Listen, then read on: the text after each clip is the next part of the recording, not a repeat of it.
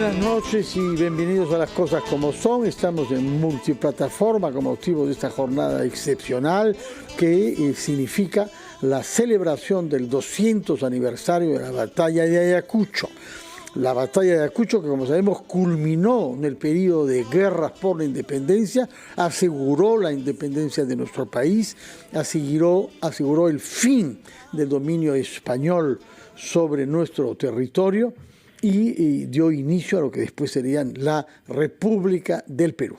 Por esa razón, por la importancia de esa batalla, el día de hoy ha sido adoptado también como el Día del Ejército del Perú. El Ejército del Perú había nacido antes. La prueba es que había habido antes batallas importantes como la de Junín, pero se celebra por la importancia decisiva de esta batalla. Para entender algunos alcances, tanto propiamente militares como sobre todo políticos e institucionales, hemos invitado a un historiador, Mauricio Noboa, doctor en Historia por la Universidad de Cambridge, especialista de la historia peruana, que en otras oportunidades nos ha ayudado para comprender qué es lo que sucedió realmente en la Pampa de Ayacucho, por una parte, pero por otra parte, qué lecciones podemos sacar sobre los fenómenos permanentes de nuestro país, tal como comienzan a perfilarse ya por entonces. Mauricio Noboa, muy buenas noches, gracias por estar con nosotros. Encantado de estar aquí, Fernando, como siempre. Bueno, cuando usted habla sobre Ayacucho en el extranjero, hay extranjeros que no tienen la connotación Ayacucho del Perú, ¿qué les dice? ¿Qué sucedió? ¿Qué importancia tuvo esa batalla desde el punto de vista de una mirada ajena a nuestra interioridad nacional? Bueno, en realidad, aunque la frase no corresponde exactamente a Ayacucho, resuena siempre esta idea de Ribagüero que el Perú es la patria primogénita de América, ¿no? No solamente en el sentido fundacional, sino también que aquí se termina todo. Entonces, estos ecos de Ayacucho, el Teatro Ayacucho de Caracas, la calle Ayacucho en Buenos Aires, hay una importancia no solamente, digamos, militar, sino simbólica, ¿no? Yo creo que es muy bonito pensar en que este hecho que se ocurre en el Perú no solamente tiene ecos que han resonado en términos de nuestra independencia política, de la separación con la corona de España, sino también simbólicamente, ¿no? La Biblioteca Ayacucho, famosa, creo que hay una carga de la cual quizás los peruanos no somos conscientes, ¿no? Somos conscientes de pocas cosas, ¿eh? No es sorprendente que eso tampoco nos amplia.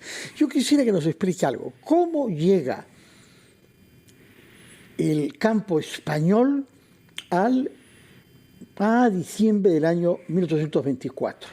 Porque ha habido un reemplazo un poco brusco del virrey Pezuela. Ha sido retirado en beneficio de la Serna. ¿Qué pasó?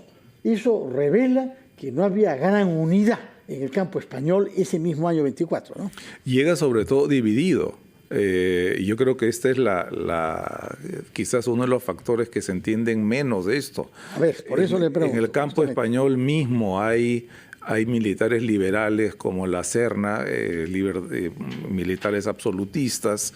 Hay una serie de pugnas dentro y un desacuerdo sobre cómo se debe llevar la guerra. Creo que les toma creo que otra vez no somos plenamente conscientes que hasta diciembre de 1824 Lima estaba ocupada todavía por las tropas realistas. El primer cónsul británico, Rowcroft, presenta sus credenciales ante las autoridades virreinales. Entonces, y digamos al mismo tiempo en el camino, que es una cosa que se le toma poca importancia, pero creo que es muy significativo, es este retiro este traspaso del batallón Numancia. Claro. Ahí está, y pasa directamente al campo contrario. Así es. Pasa de ser un regimiento realista así es. patriota, ¿no? Entonces esta idea de las unidades militares como agentes autónomos creo que es sumamente importante y que va a definir de alguna manera la historia, digamos, política posterior en el Perú. Ahora, pero si tuviéramos que decir algo, llega muy dividido. Falta unidad. ¿Cuál es la diferencia entre Pezuela y La Serna? Porque Pezuela es el virrey nombrado por el rey y es objeto de una maniobra acá, en Lima, para retirarlo del poder, ¿no? Yo creo que hay diferencias en cuanto a la conducción, hay diferencias en cuanto a la conducción de la guerra y creo también hay diferencias. Es muy interesante la correspondencia de los militares españoles en esa época. Había una especie de digamos, ansiedad por llegar a algún tipo de acuerdo. O sea, creo que el otro aspecto del cual se sabe poco, y hay un libro muy bueno de Patricio Alvarado sobre esto, es esta idea de que lo mejor era negociar, llegar a una posición negociada, que además era la posición desde San Martín. No hay que olvidarnos, el 20, ¿no? No hay que olvidarnos que San Martín viene de una experiencia traumática que es la guerra de independencia española, en donde el digamos, pueblo se rebela contra las autoridades porque sienten que han tomado que se han afrancesado. Él era edecán del general, del teniente general desde Cádiz, y ve cómo la multitud lo lincha. Entonces él entiende que lo peor que puede pasar en el Perú es una especie de guerra de, digamos, exterminio y una revolución que no se puede controlar. Entonces creo que esa primera etapa de que pudo haberse llegado a través de negociaciones es algo también de lo cual se sabe 20, poco, ¿no? Que es la conferencia de Miraflores. Pero el mismo La Serna lo dice, el mismo La Serna, hay digamos, testimonios de La Serna sobre eso también. Ya. ¿Y qué puede negociar? ¿Qué le pueden proponer al Perú? Sobre todo a Bolívar. Ya no está San Martín. Ahora hay otra condición política mucho menos proclive a negociar, como Bolívar. Mira, yo creo que había muchas posibilidades, ¿no? Tener mayor autonomía, encontrar alguna salida ordenada. En realidad no se sabe porque nunca se dieron las circunstancias como para que eso suceda, más que lo que sucede, digamos,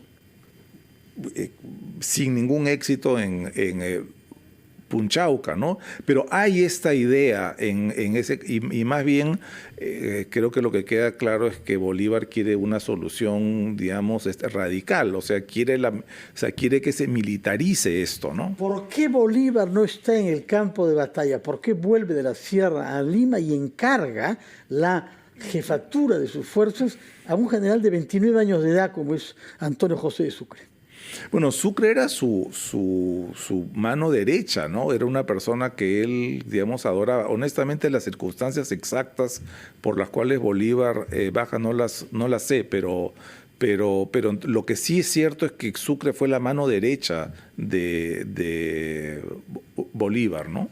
Ahora, respecto de negociar, una cosa que sorprende, la batalla causa más de 2.000 muertos, ¿no? Las cifras son discutidas, sí, no están muy verificadas de parte y otra, pero, en fin, más o menos alrededor de 2.000 muertos, más españoles que independentistas, no digo peruanos, porque los peruanos eran minoría, pero un poquito más. Y más bien los digamos, peruanos eran la inmensa mayoría en el campo realista, En ¿no? el lado español, en el lado realista. Ahora, lo que llama la atención es que acabada la batalla, hay una negociación muy rápida y una capitulación de 18 puntos que se firma como si hubiera estado preparada. Usted dice que se hubiera podido negociar, pero ahí se negoció después de la batalla y con los muertos todavía chorreando sangre y calientes, ¿no? Y se les da una serie de concesiones a los españoles, incluyendo la posibilidad de permanecer en el ejército patriota. Sí, ahí lo que es interesante es que hay un cambio de clima, ¿no? Hay un cambio de clima político, ¿no? Pasamos de esta especie de racia que hizo Monteagudo, de purga de la élite, digamos, virreinal, confiscaciones, etcétera, a una situación, digamos, diferente en el 24. Yo lo que creo es que no había otra alternativa que eso. El punto complicado fue el reconocimiento de la deuda, pero tampoco me da la impresión que ya para ese entonces ambos ejércitos estaban muy desgastados y la única forma era, digamos, encontrar estos acuerdos que permitieran rápido que las tropas se puedan ir. Ahora, lo relevante de eso, que otra vez creo que cada vez más, si uno hace la comparación con el sesquicentenario, se dice más es efectivamente este reconocimiento que la mayoría de la tropa en el lado realista era peruana, ¿no? O sea, los regimientos, el regimiento Cusco, los regimientos de Lima, el regimiento Trujillo, el regimiento Arequipa, son regimientos de fundación, digamos, virreinal que continúan en la República, ¿no? O sea, hay una digamos, continuidad del ejército del antiguo régimen hasta la primera mitad del siglo XIX. Vamos a hacer una pausa, señor Noboa, historiador, que nos está ayudando a comprender lo que pasó el día como hoy, hace 200 años, pero también qué cosa llevó a esto y qué consecuencias se derivaron de esa derrota española. Y queremos que nos diga sobre el rol de algunos actores, quienes, por ejemplo, que estuvieron presentes, escribieron testimonios de primera mano, ¿no? Pienso sobre todo en general Miller. Que usted conoce particularmente bien, así que quiero que nos diga qué fuentes hay de actores de esa batalla que han escrito después. Nos lo dirá Mauricio Noboa después de una breve pausa.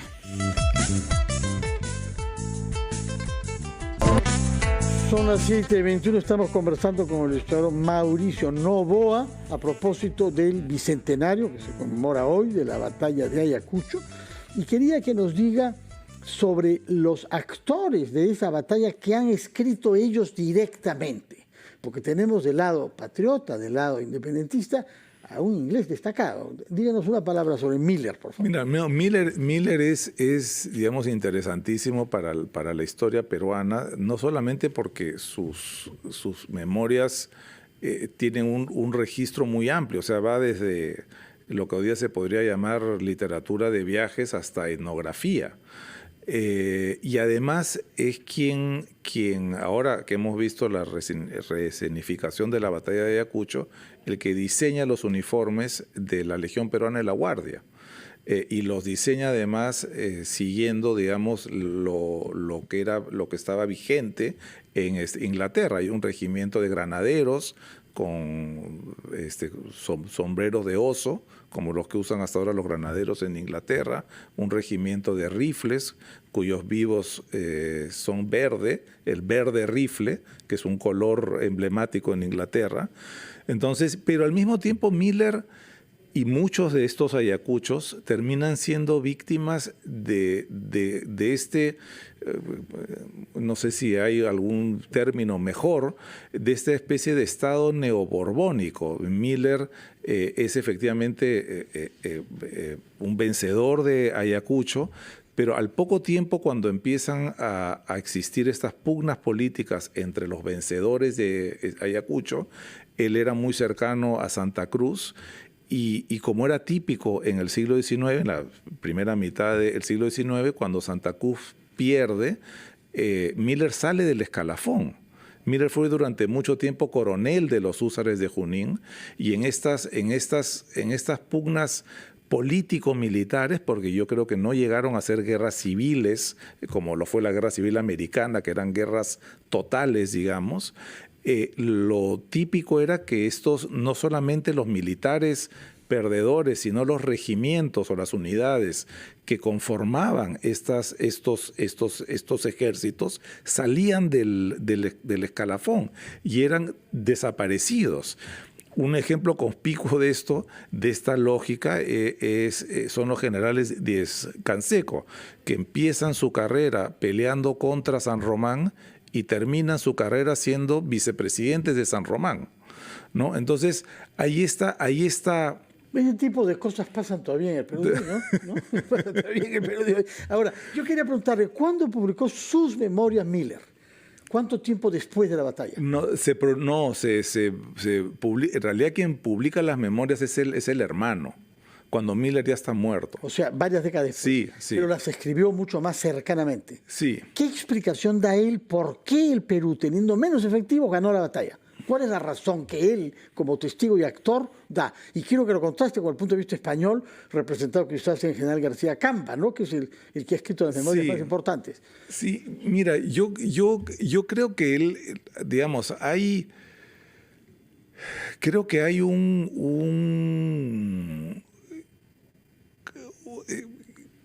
digamos, primero que hay un ejército español que está dividido, hay un ejército español que llega, me parece, con fuerzas diezmadas a Ayacucho, que llega pero cansado. cuando alinean 9.000 hombres, son varios miles más que los peruanos. Y cuando hay que disparar, uno se olvida de sus divisiones y sabe contra quién tiene que disparar.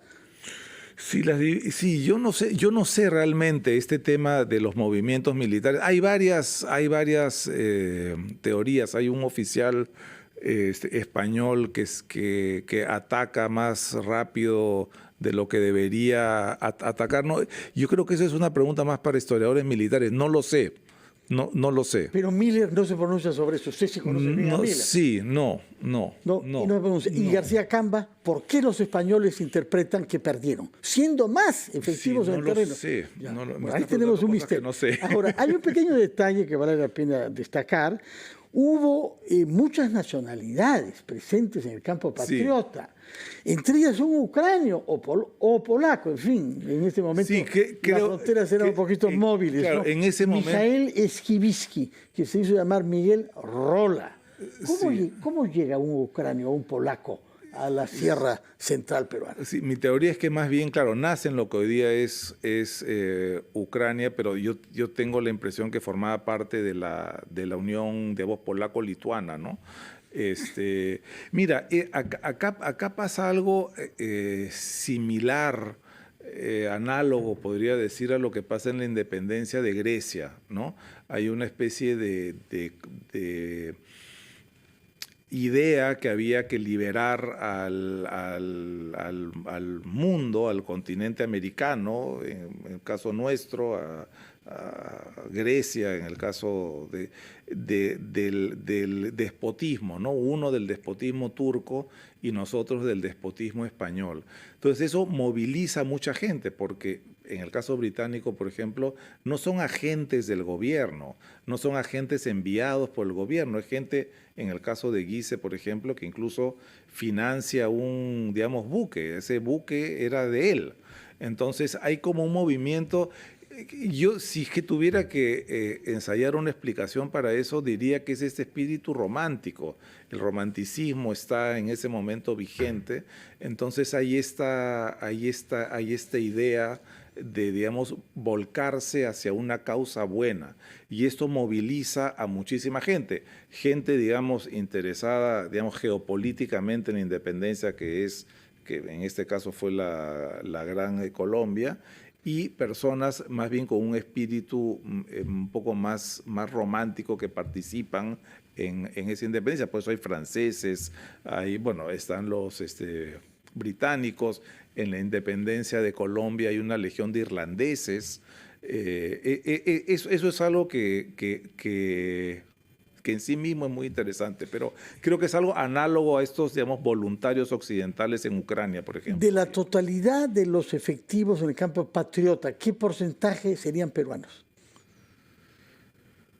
Bueno, de los oficiales, poquísimos. Creo que no había ningún oficial superior. Todos eran oficiales subalternos, es decir, capitanes casi todos. Y de la tropa, no, fíjate que no se ha hecho un análisis minucioso de eso, pero yo diría que un tercio.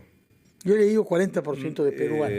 Habían más peruanos en el lado español. Muchísimo más. Todas esas unidades, claro, el mando, porque ya no estaba Goyeneche, era efectivamente peninsular.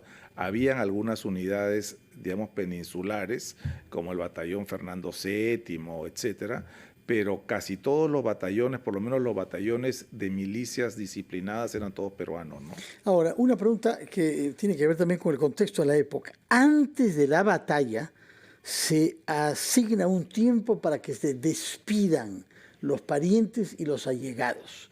El caso que se ha vuelto célebre es el Ramón Castilla, que es un hombre joven todavía, que se despide de su hermano Leandro. Y se presume que cada uno deseó éxito al otro. Haz bien tu trabajo. Es decir, dispara bien contra mi campo. Se despiden los hermanos, se combaten en el terreno, ambos sobreviven. Leandro parte a España en virtud de la capitulación de Ayacucho y mantiene correspondencia durante mucho tiempo con su hermano Ramón, que es una carrera fulgurante hasta llegar a ser presidente de la República. Bueno, él es un destacado militar carlista, ¿no? Leandro me refiero. Cuando dice usted carlista, ¿podría traducirlo por conservador? Claro, son los que apoyaron digamos, Carlos V, a Carlos María Isidro, el hijo de Fernando VII, versus en el trono, versus a Isabel, que era la hija, pero que, claro, él cambia el modelo sucesorio para que herede la hija. Entonces se dan esta famosa canción, si la reina de España muriera, Carlos V quisiera reinar, se refiere a a Isabel y a Carlos. Leandro, que es un hombre nacido en territorio peruano. En Oruro, presumiblemente, sí, Oruro. Bueno, era una familia de Oruro, ¿no? Los Castilla, sí. Oruro, Bolivia. Sí, Oruro, Bolivia. Yo pensaba que Tarapacá también, no, Oruro. La familia, el padre venía de Oruro. De acuerdo, todavía no había Bolivia, era el Alto Perú. Sí. Bueno, y se mantiene una buena relación. Se agarraron a balazos en el campo de batalla, pero la amistad entre los hermanos se preservó. Es que fue una guerra que tenía que ver con dónde orientabas tú el servicio del Perú. Si lo orientabas hacia continuar siendo parte de la monarquía hispánica o lo orientabas a ser una república independiente. O sea, creo que acá falsamente se ha creado una disyuntiva en que era una guerra de peruanos contra no peruanos o de peruanos contra extranjeros. Y eso no es cierto. El Perú ya existía. Son ejércitos conformados por peruanos por los dos lados. Cometimos muchos errores de ese tipo, ¿no? En nuestra percepción de las cosas. Tremendo, porque no es, digamos, al día siguiente, además, no es que el Perú cambia mágicamente. Nosotros no hubiéramos podido operar sin las instituciones que estaban en pie, sin las universidades que producían los profesionales, sin un ejército para defender nuestra soberanía. Castilla, el mismo Castilla, Echenique, Lamar, Gamarra, todos iniciaron sus carreras Lamar militares. Creo que sí era general, ¿no? No, me refiero, iniciaron sus carreras, iniciaron sus carreras en el ejército real. Las ordenanzas de Carlos III estuvieron vigentes hasta la guerra con Chile.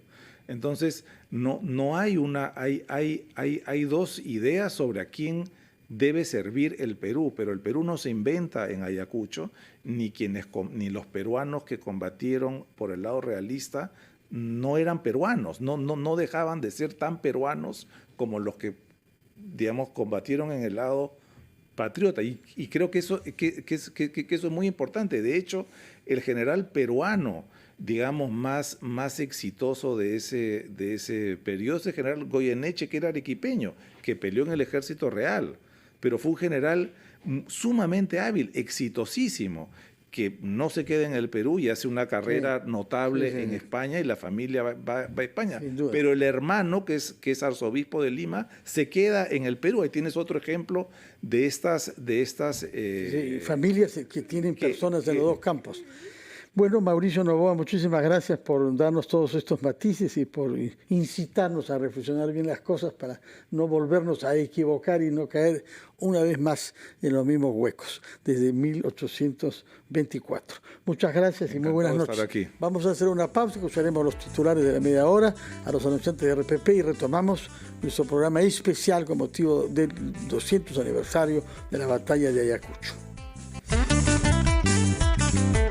Son las 7:41 y después de haber conversado con un historiador que nos ha hablado sobre el siglo XIX y sobre lo que sucedió hace 200 años, el contexto institucional, político, humano, social, vamos a hablar con un militar recientemente retirado del ejército en calidad de coronel, el señor Juan Carlos Liendo. Señor Liendo, muy buenas noches, bienvenido a RPP. Buenas noches, Fernando, un gusto de saludarte. Felicitaciones a usted y a todos sus camaradas del ejército, puesto que hoy es el Día del Ejército en el Perú, justamente en conmemoración de la batalla de Ayacucho. Señor Juan Carlos Liendo. Muchas gracias, Fernando. Explíquenos, por favor, ¿por qué es que se ha adoptado la batalla de Ayacucho para conmemorar al ejército peruano, que en realidad existía antes, ¿no? La prueba es que ya se había combatido la batalla de Junín, pero también había tenido otras intervenciones. ¿Por qué la batalla de Ayacucho es utilizada para fijar el Día del Ejército Peruano? La batalla de Ayacucho se fija como Día del Ejército Peruano, producto del continuo estudio de la historia, su revisión y el impacto de su trascendencia, allá por los años 50, ¿no? En la Academia Militar, básicamente en el CAN y en la Escuela de Guerra. Y la trascendencia del ejército peruano en función de el devenir de su historia proyectado hacia el futuro se basa en la trascendencia de la presencia de lo peruano desde el imperio de los incas, el virreinato del Perú y la república hacia América del Sur.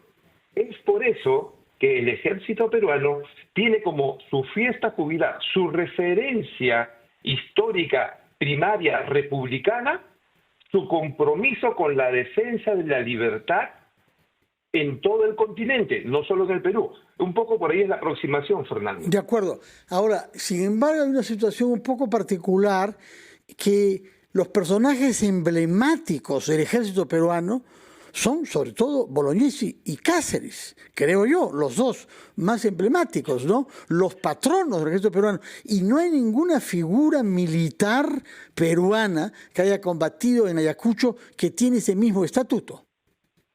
Perfecto, es que la consolidación, el inicio de la consolidación de la nacionalidad peruana como un proceso político en términos de república independiente, no es con la independencia, sino es con la guerra con Chile y por un fenómeno sociodemográfico de la siguiente manera, ¿no? A ver, recién en la guerra con Chile, el Perú es reconocido por España como una república independiente. El 14 de noviembre, si no me equivoco, el Congreso peruano ratifica el acuerdo de agosto con España. Y el martirologio de Bolognesi, en términos de deber, de mística militar, y la presencia de Cáceres con la resistencia que, aquí es muy importante, integra el mundo andino a la peruanidad durante la campaña de la Breya, bueno, desde Miraflores, ¿no?, hasta campaña de la Breya, se consolida, se puede llamar el inicio consolidado del proceso de formación de la República Peruana desde la independencia. Quiere decir, desde la independencia hasta la guerra con Chile, el Perú no logra cuajar como un Estado independiente en sí mismo. Es a partir de la guerra con Chile cuando el Perú toma forma concreta e irreversible de república. Esa es la diferencia, Fernando. De acuerdo. Coronel, quería preguntarle algo que es difícil. Ustedes estudian la historia militar y analizan las batallas. Y es así como aprende uno a no cometer errores y a estar preparado para la próxima batalla, no para quedarse con el pasado. Y por eso me interesaría saber, ¿qué es lo que explica que el campo patriota, no solamente peruano, sino el campo independentista, los peruanos y sus aliados de otros países de América Latina y de Europa? Nos ha recordado el historiador Novoa que incluso hay un militar ucranio, coronel, que ha combatido acá, pero hay también británicos, franceses, etc.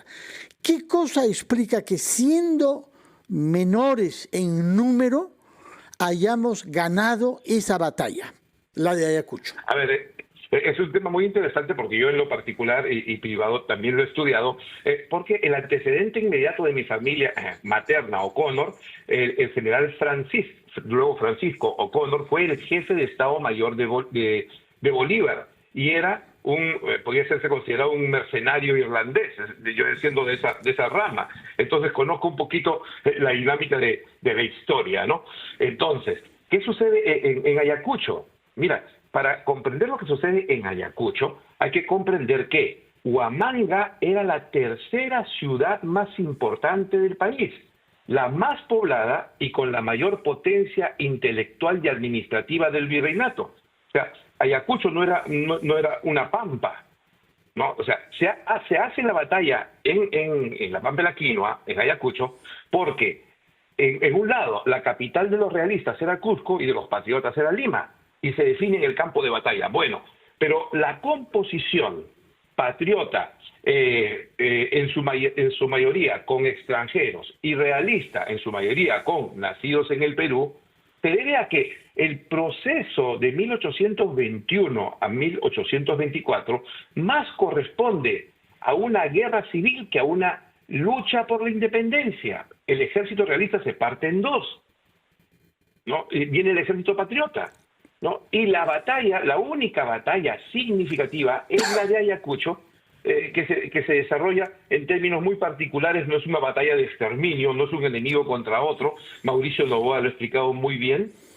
La batalla de Ayacucho es el efecto de una guerra civil que se proyecta desde Europa hacia América, como es toda la independencia. Un poco esa sería la apreciación, Fernando. De acuerdo. Permítanos, por favor, coronel, ir a una breve pausa que nos dé espacio para escuchar a los anunciantes. Retomamos nuestra conversación con usted. Queremos preguntarle sobre, usted ha dicho, no fue una guerra de exterminio. Hubo códigos de conducta que se respetaron y eso se plasmó en la capitulación de Ayacucho y en la despedida de los allegados y parientes antes de la batalla. Quisiera que como militar nos dé usted su punto de vista sobre eso. Pero vamos primero, como hemos dicho, a la pausa. Estamos conversando con el general en situación de retiro del ejército peruano, Juan Carlos Liendo, con motivo del bicentenario de la batalla de Ayacucho, un día como hoy hace 200 años, que es hoy el Día del Ejército Peruano.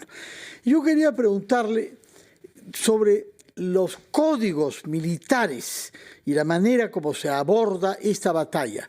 Hay, en primer lugar, una despedida antes de la batalla, antes de que se dé la orden de fuego.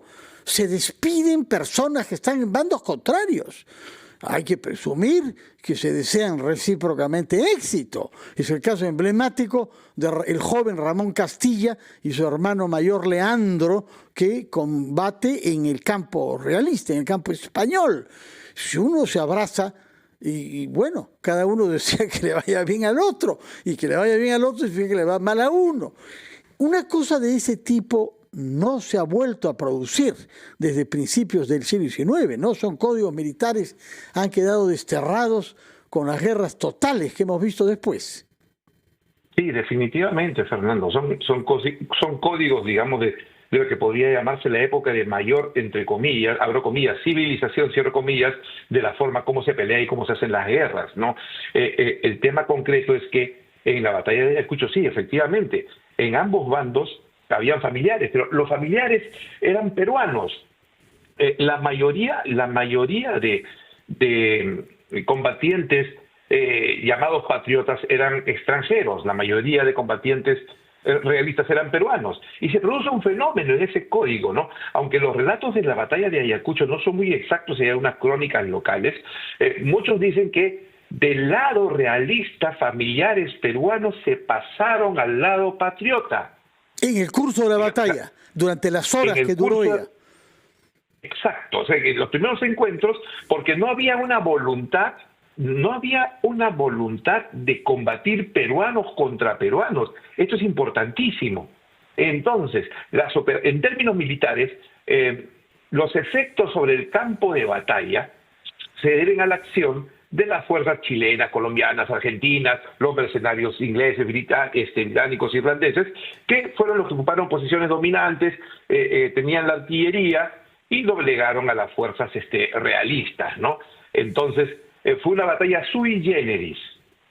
Sin duda. Donde la mayor cantidad de muertos fueron los realistas. Las crónicas dicen entre 1.300, 1.500, y entre comillas, los patriotas no sumaron 300. Se podía inferir que los peruanos realistas no querían disparar sobre los peruanos patriotas y viceversa. Es una batalla muy singular, Fernando. De acuerdo. Y esta batalla termina al cabo de horas y con muertos, y bastantes, se calcula, según he leído, más de 2.000, y se firma rápidamente una capitulación de 18 puntos. ¿Cómo analiza usted el resultado de esa batalla en términos de los arreglos y las concesiones que se hacen entre los enemigos en el campo de batalla horas antes? Ahí viene el punto crítico de la historia, Fernando. Si vemos las tropas realistas que dependían del general La Serna español, vemos que el general La Serna fue quien produce el primer golpe de Estado en el Perú. Cuando llega aquí San Martín, el golpe de Asnapuquio, y las fuerzas realistas se dividen entre las fuerzas del virrey Pezuela, que se va a Cusco, y las del virrey La Serna, que asume la defensa del rey. Obviamente era un rey liberal, producto de las guerras civiles que había en España. Entonces, las tropas que se enfrentan tenían un mismo espíritu político-ideológico, que era el liberalismo. O sea, tanto los patriotas que eran producto del movimiento de la independencia, que buscaban la libertad en términos de una libertad burguesa del Nuevo Mundo, con los realistas que pertenecían al bando liberal de las tropas realistas locales. Tanto es así que después de la batalla de Ayacucho todavía Cusco siguió bajo control realista, y el general ayacuchano, nacido en Ayacucho, Antonio Machaca, continuó peleando con Montoneras hasta 1826. Entonces, firmar una paz de 18 puntos en una batalla singular podría indicar que era una paz ya que se preveía un resultado de batalla previsible.